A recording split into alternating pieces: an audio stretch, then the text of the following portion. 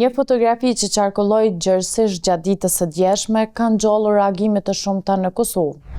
Në të shihet një nxënës i shkollës së mesme që kërkon lirimin e ish-presidentit të Kosovës, Hashim Thaçi. Bëhet fjalë për një raportim të Gazetës Nacionale, lidhur me një ligjëratë të mbajtur me nxënësit e shkollës së mesme Xhevdet Doda në Prishtinë, e organizuar në bashkëpunim me Gjykatën Speciale, e cila ka nxitur debat të gjerë publik. Gazeta Nacionale ka pranuar një fotografi nga njëri prej nxënësve pjesëmarrës, ku shihet një formular i vlerësimit të ligjëratës. Në të, nxënësve u kërkohet të vlerësojnë organizimin e ngjarjes, nivelin e informatave për Gjykatën Speciale, qartësinë e prezantimit.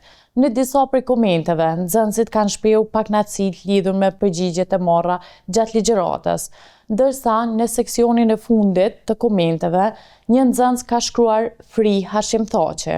Ligjëratat janë mbajtur nga organizata Nisma e të Rinjve për të Drejtat e Njerëzit në Kosovë, të cilët sot kanë dalë me një reagim ku kanë thënë se sesionet e tilla mbahen që nga viti 2018, me mbështetjen e ambasadës së Zvicrës në bashkëpunim me përfaqësues të dhomave të specializuara të Kosovës.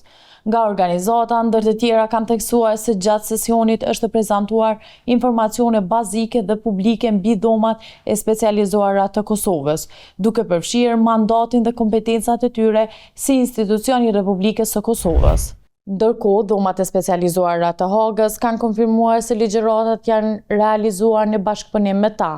Për Nacionalen, ata kanë deklaruar se gjatë këtyre ligjëratave është diskutuar për mandatin dhe procedurat e Gjykatës Speciale.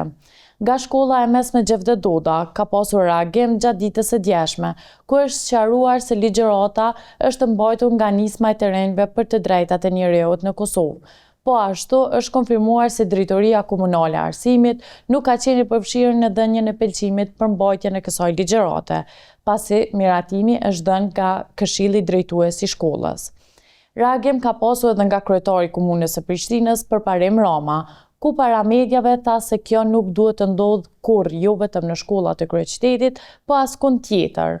Rama ndër të tjera u shpreh se do të marrin masa të ndërlidhura me rregulloren në fuqi.